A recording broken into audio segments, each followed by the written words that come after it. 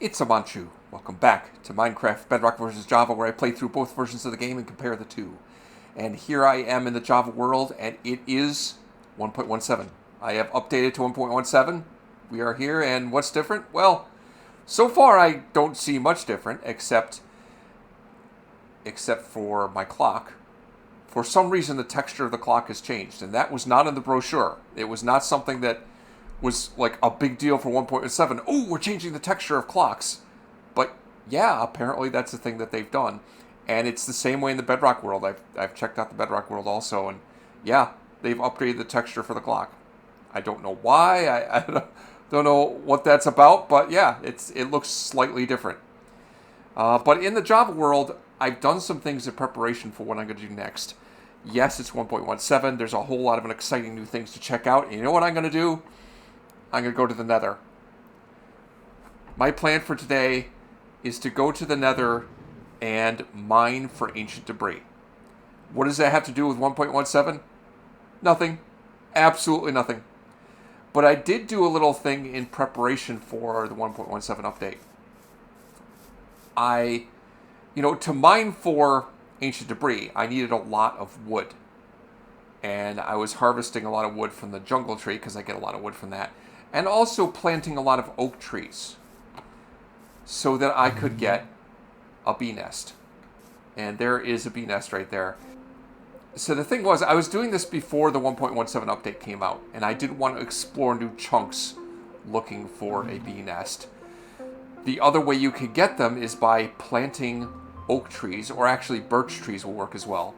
Planting the saplings, an oak or birch sapling grows up to a full oak tree or birch tree next to flowers, in the vicinity of flowers. There's a 5% chance of getting a bee nest with the tree. So I just planted trees over and over again till I got a bee nest out of it. And I think there's a couple of bees in this. Now, bee nests are something that I never mess with. When they first came out, when bees were new to Minecraft, I played around with them a little bit and figured out that they're not actually all that useful. The honeycomb blocks are kind of ugly looking, to be honest. And honey is not all that useful as a material. But now, with the 1.17 update, bees are going to be useful again. Honeycomb has a couple of new uses, so I'm actually going to want to, at some point in the future, probably in the fairly near future, make a bee farm. So I needed to get a bee nest to start with. You see here that I've put a wood block in front of this nest. That's covering up the front of the bee nest. In Java Edition, bees can enter into the nest from any direction, but they can only exit from the front.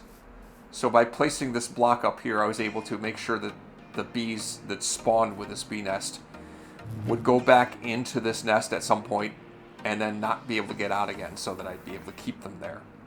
But I can use this axe, which has silk touch, right? It does have silk touch? Yes, it has silk touch. I can use this axe to take this nest, and it is with the bees in it. And I will take this somewhere to set up a farm at some time in the near future, but not just yet. I did the same thing in the Bedrock world, and I got a bee nest there, but in Bedrock Edition, bees can leave a nest from any side as well as enter from any side, so I wouldn't be able to use that trick of putting a wood block in front of the entrance to get them to go in there and stay in there. I just had to wait till night for them to go inside and then harvest with a silk touch axe. Also, you see, I figured out what to do with wool farm.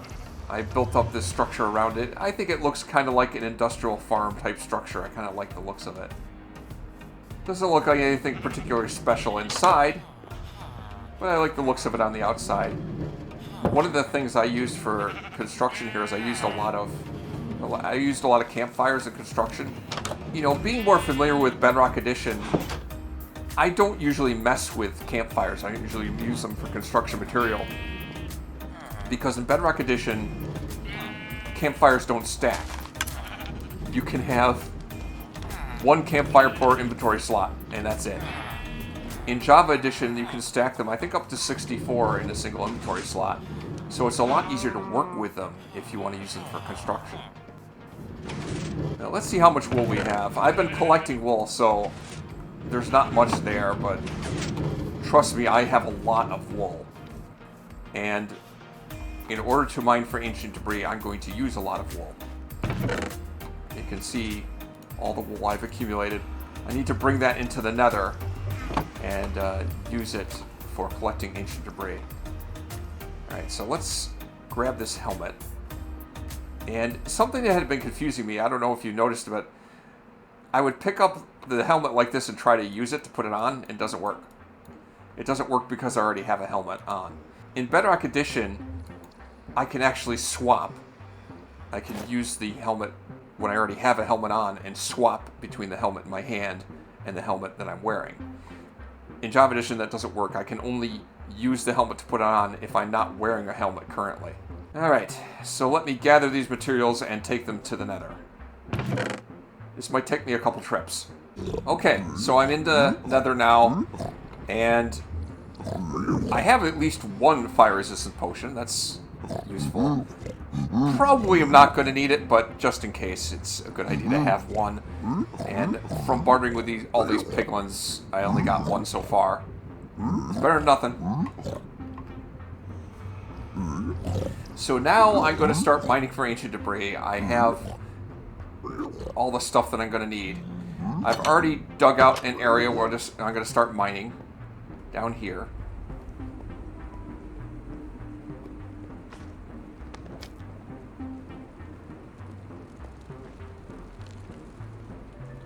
All the way down here.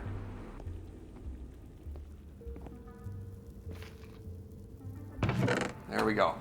If you're not familiar with mining for ancient debris and wonder what the heck I'm doing with all this wool and wood, the point is, ancient debris has a very extremely high blast resistance. If I was to put a number on it, the blast resistance of netherrack is, I think, 0.4, 0.6. The blast resistance of stone is about 6.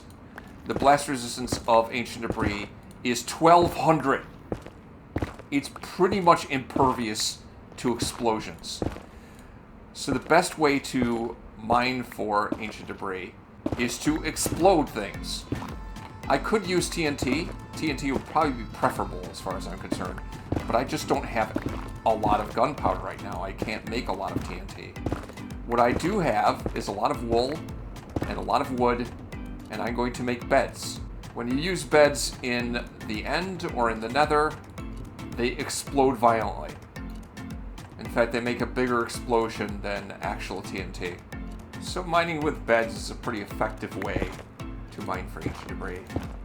It's a lot cheaper than TNT. Because unless you have a farm that'll produce gunpowder for you, you're probably not going to have large quantities of TNT. Ancient debris can be found in the nether, 2 veins of it in every chunk in the nether. One vein will form between, I believe it's Y8 and Y22, and one vein will form between Y8 and Y119. So usually the best place to mine for it is deep down in the nether, way deep down. I'm currently at Y12, and that's where I'm going to be mining from. That's actually a little low, but I found that in practice that's usually the best place to mine.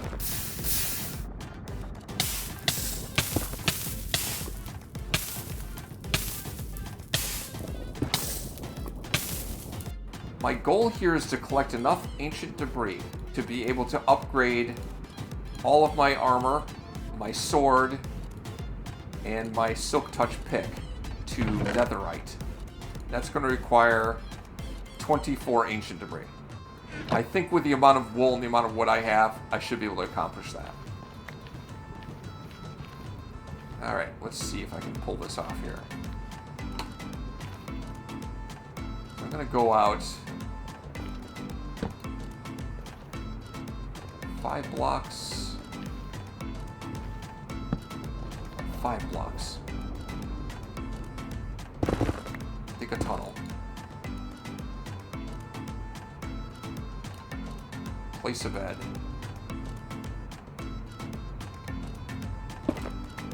I screwed it up.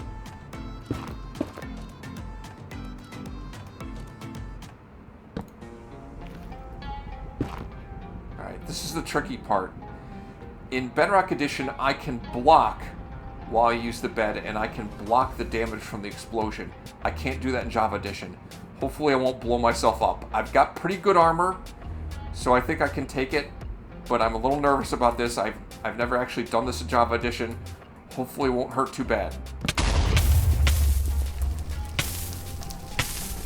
That hardly hurt at all, other than the fact that I set myself on fire. So that's kind of the disadvantage of beds. Unlike TNT, they make lots of fire. It's very messy. But look at that. I've already discovered some ancient debris.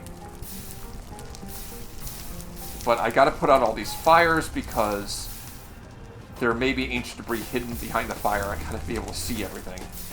This is gonna be slow going.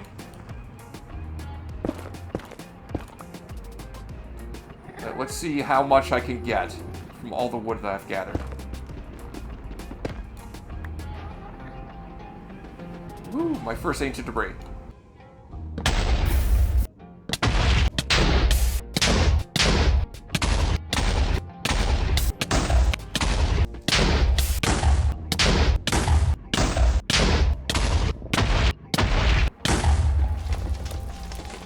Hey, finally! That took forever. I gotta remember to dig out around here because there could be 1 to 3 ancient debris in a single vein, and they may not be exactly adjacent. But I'm not seeing anything else. 2 ancient debris. Oh, hey, there's another one. I almost missed you.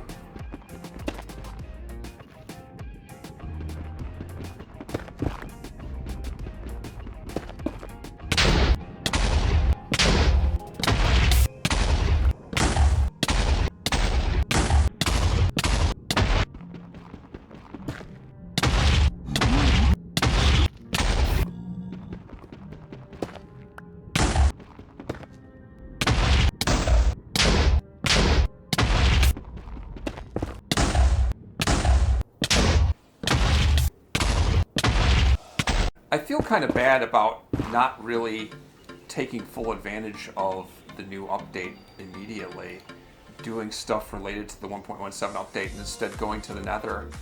I was hoping to be further along in this playthrough before that update dropped. Because I don't want to reset any chunks, I don't want to start over.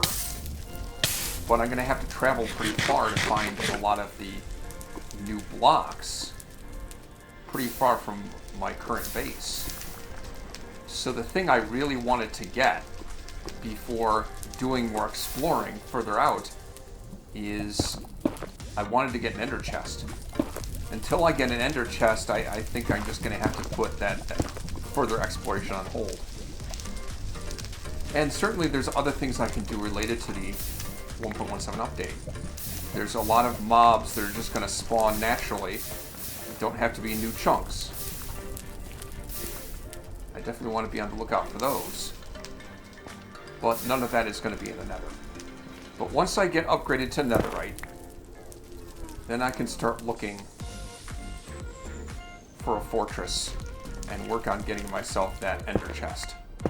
But that means it's going to be at least a week before I get serious about doing 1.17 update related stuff.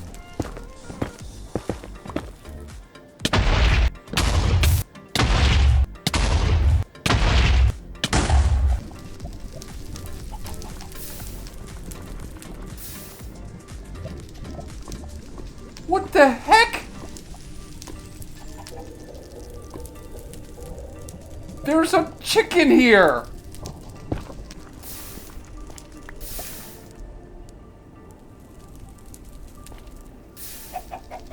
I can't believe there's a chicken down here. What am I gonna do with you? Okay, I think... Okay, I think I've had it. I'm done. I'm through. Mining for ancient debris can be tedious. I was thinking that I was going to go through all of the wool I had, make all of the beds I could make, and mine for as much ancient debris as humanly possible. I've been at this for hours, and I still have 9 stacks, well, technically 10 stacks of wool left. That's a lot more beds I could make. But in the amount of time that I spent, I think I've done good enough. This is absolutely everything I've been able to collect, including 48 ancient debris, which is enough for, what, 12 ingots? 12 netherite ingots? That's pretty darn good. I think that's going to be able to pretty much convert all of my gear into netherite.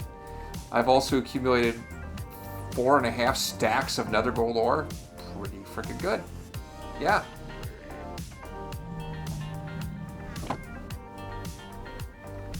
But I'm at about the end of my rope. I'm exhausted. I'm tired of doing this. This wasn't all in one sitting either. It took me like a couple times. I ran out of food. I went back to the trade hall to get some golden carrots so I'd have food. I've been down here that long. It's crazy.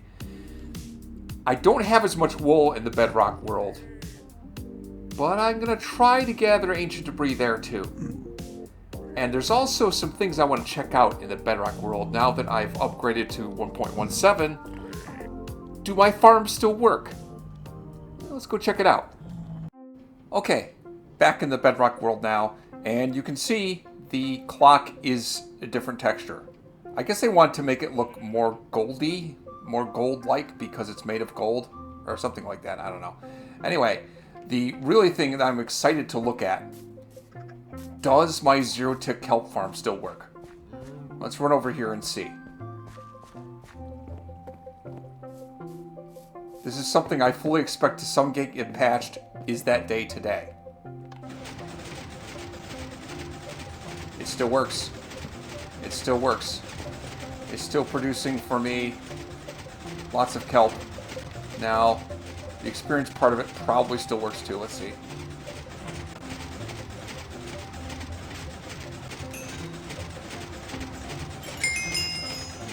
Yeah, I'm still getting many levels from this.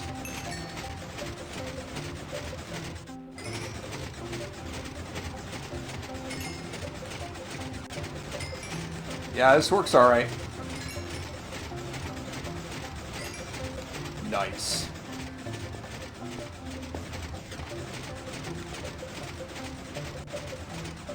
Alright. Good to know. So I still have this unlimited source of experience and fuel. I'm happy about that.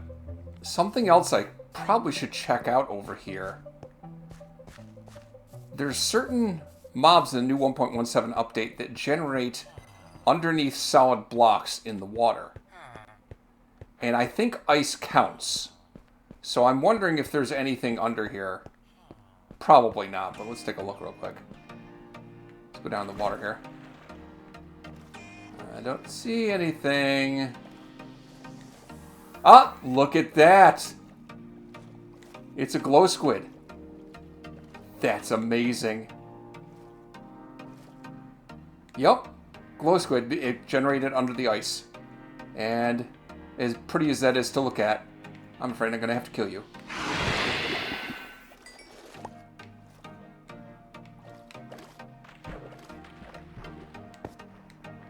Cool.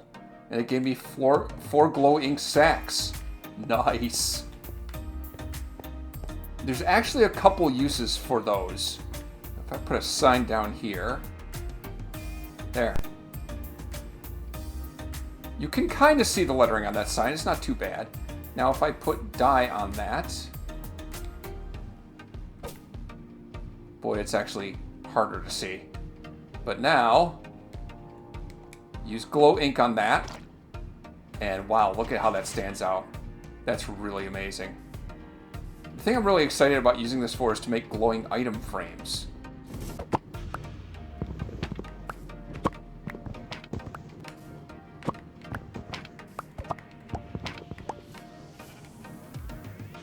I can take these item frames and combine them with the glow ink sacks and make glow item frames. Unfortunately, I only had 3 left, but...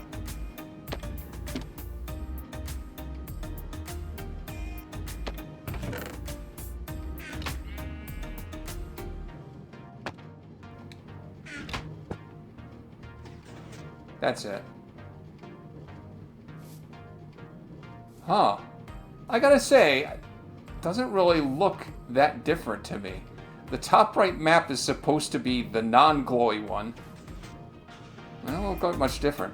Maybe at nighttime they'll look different. I don't know. I'll have to see. Nice. So it looks like I got a nice steady supply of, well, drowns with tridents. But also a nice steady supply of these guys. These glow squids. Right close to my base. Sweet.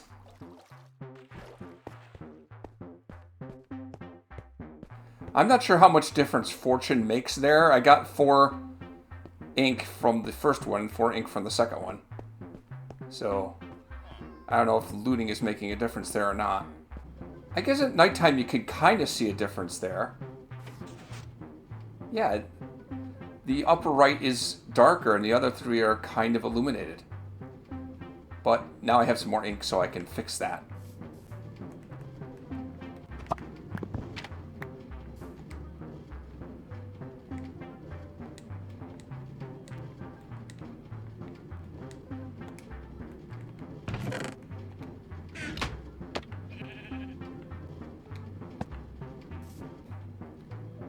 Yeah, I gotta admit, the glow sign's kind of underwhelming. I guess you can see a little bit of it, you know, it's not terrible. And again, how it looks at night may be a little bit better. And on the maps, it's not terribly noticeable, but it's there. It helps a little bit. Anyway, that wasn't the primary thing I was going to do. Although, finding some glowed squid is pretty cool. I need to go to the nether. So let me grab this helmet. And as I explained before, in a Bedrock world, I can just swap with my diamond helmet. That's pretty cool. And I'm going to grab this fortune pick because I might actually need it now in the nether for what I'm doing. I think I have most of my wool and other ingredients in the nether already, so let me just drop off stuff that I'm not going to need to take with me and then head to the nether. Alright, and the other farm I was worried about was this one. The Piglin Bartering Farm. Does this still work? Oh, and something else I should mention. Well, actually, let me just see if it works first. Does it still work? Yes. Yes, it does. It works beautifully. Nice. Something else I should mention about this that I didn't last time. It didn't in the last episode when I made this thing. You notice that Percy here is not standing on a carpet, and that's on purpose. He needs to be standing on top of the hopper. Not in the hopper, not on a carpet on the hopper, but on top of the hopper. Otherwise, the dispenser is not going to consistently dispense the gold ingots to him. It'll just drop it on top of the hopper instead, and it'll get sucked up by the hopper. So, it kind of needs to be like this to work. Anyway.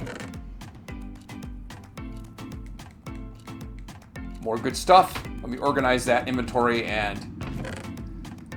Okay, you can see how much wool I have here. It's maybe half as much wool as I had in the Java Edition world, but to be honest, I only went through half the wool that I had because it just got too tedious and I had plenty of netherite by the time I was done.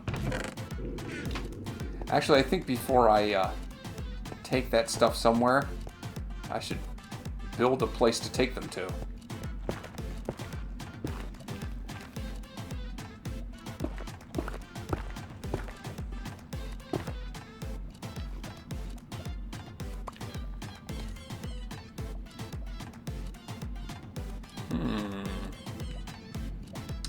How do I want to deal with that? I have an idea.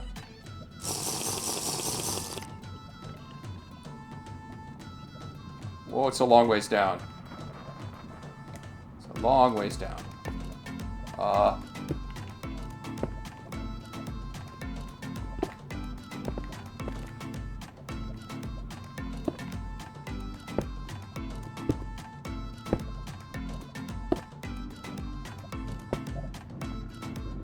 Alright.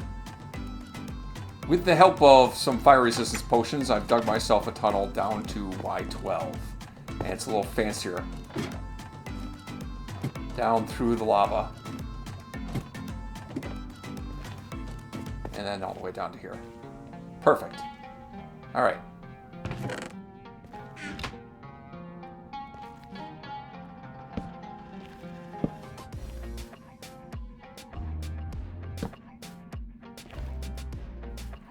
Alright, let's just make a bunch of beds and get this started. Now in Java Edition, I ran across like huge curtains of lava. I don't expect to find that in Bedrock Edition. I don't think I'm going to have that more than like single lava sources. It shouldn't be that overwhelming. It was really tough to deal with that, but I think that's a Java Edition thing. I don't think I'm going to find that in Bedrock Edition.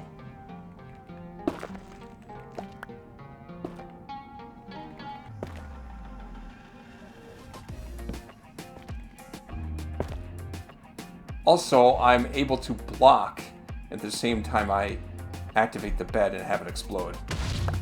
So all the damage gets blocked by the shield. Not that that was really a problem, because I have such good armor anyway. Really, it was catching fire that was the problem. What do you know? Ancient Debris on the first try. I got Ancient Debris on the first blast with a bed in Java Edition 2, and then had a long dry spell.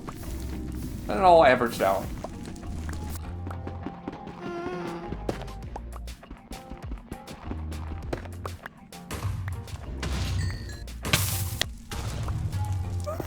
Yeah, it's another thing.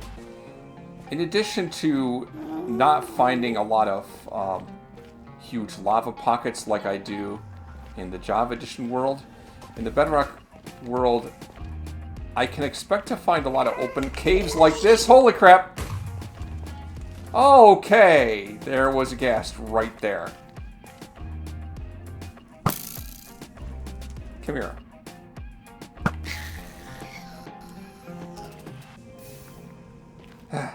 I can expect to find a lot of open caves here, deep down in the nether, and it could even get me down as low as bedrock, like that.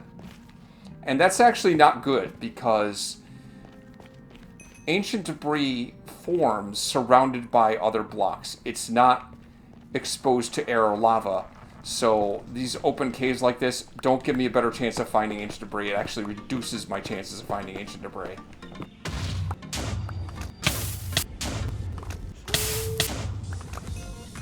Yeah, another thing I'm noticing. So those experience orbs that are of course getting burned up. When the explosion breaks some of these blocks, it releases experience orbs. I didn't see that happening in Java Edition. Apparently that's just a Bedrock Edition thing.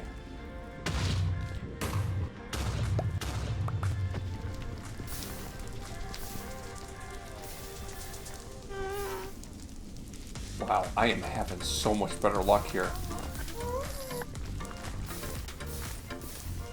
I don't know if it's because Bedrock Edition is more generous with, or it's just Java Edition is generating the ancient debris in a location I'm not expecting. Or am I just freaking lucky? I don't know. I don't know what's going on with this.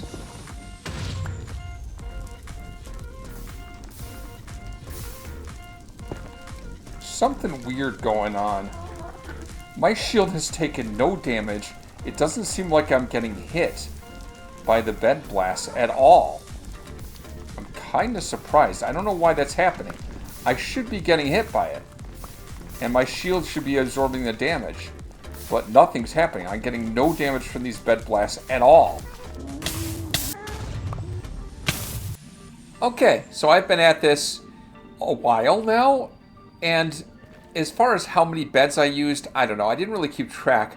What I kept more careful track of was about how long I spent mining to try and make it about the same amount of time that I did in the Java world. And this is what I've come up with. In the Java world, I got 48 ancient debris, and in the Bedrock world, I've got 107 ancient debris in about the same amount of time. I also have more nether gold ore. There's also a lot more nether quartz, but that's probably mainly because I was actually going out of my way to get more. The stonemason that I trade with in the Bedrock world only sells quartz pillars. They do not sell quartz blocks, and they also buy quartz. Whereas in the Java world, the stonemason does sell quartz blocks and they don't buy quartz. So I have more reason to try and go out of my way to get quartz in the Bedrock world. It felt like I was playing on easy mode with how much more ancient debris I found. I don't know really why. Was I just lucky? Is there some difference in how ancient debris is generated between Java and Bedrock? I don't think there is. I'm not really sure. But now that I have all this ancient debris and all this gold, I'm going to go ahead and smelt that up and make some ingots. Alright, I'm going to go ahead and break this. I don't usually use blast furnaces, but in this case, yeah, I kind of need to. I have a lot of stuff to smelt, and this will get me through it quicker. Let's fuel that up. And let's throw in this stuff. And I'll take another blast furnace to smelt some more stuff. Something I just realized, I've been saving this odd amount of iron ore because, you know, I didn't want to waste the fuel to just smelt 5 items. So I've been saving it in a chest, and I looked at it and said, oh, yeah, I have this iron ore sitting around. And this is a cool new feature of 1.17. The texture of iron ore is now different. To make the game more accessible for people with problems seeing colors, they've made the texture of the different ores different from each other. They used to all have the same texture, just different colors. So if it was iron ore, or diamond ore, or lapis, you couldn't tell the difference. But now there's a different texture, and now in 1.17, if I mine this with Silk Touch, I get the ore back, just like I normally would. If I mine it with Fortune, or just a regular pick, I'll get raw iron ore. And it's something that I can get more from it by using Fortune. So what do we got? 5 iron blocks here. Let's see how much iron I get out of this.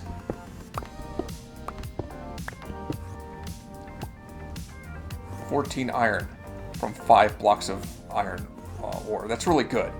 That's really good. And then I can smelt this raw iron into iron ingots.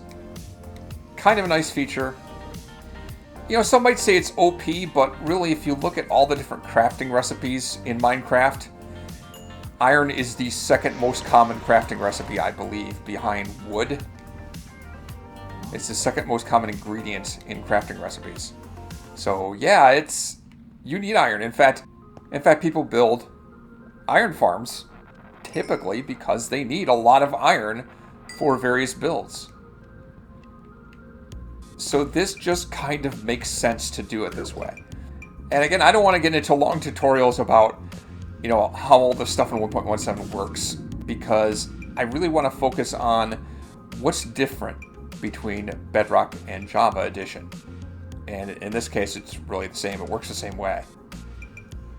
And actually, speaking of ore, you know how I mentioned earlier that I was feeling kind of bad that I haven't gotten to doing exploration now that 1.17 has come out and investigating the new blocks in that update?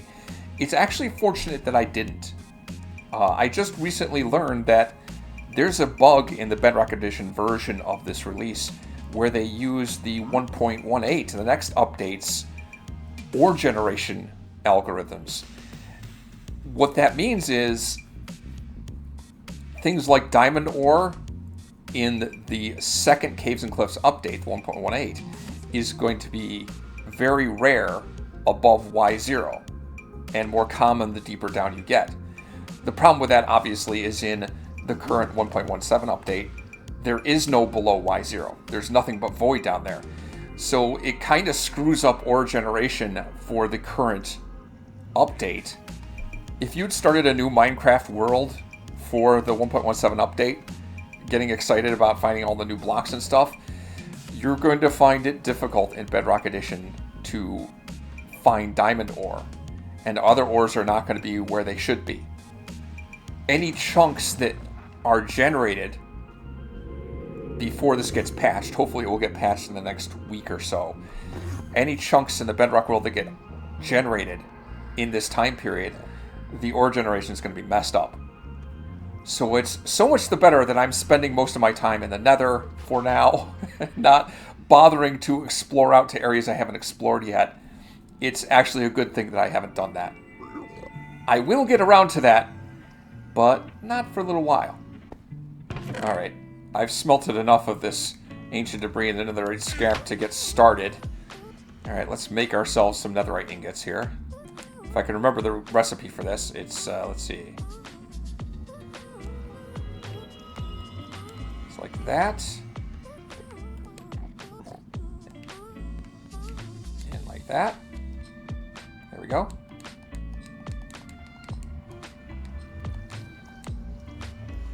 That's a start. There's more to come. And now I can upgrade my gear.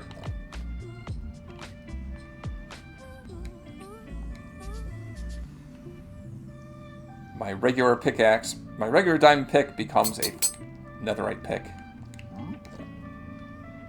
And upgrade the shovel. And this pick. Everything diamond gets upgraded to netherite. And the ultimate flex, a netherite hoe.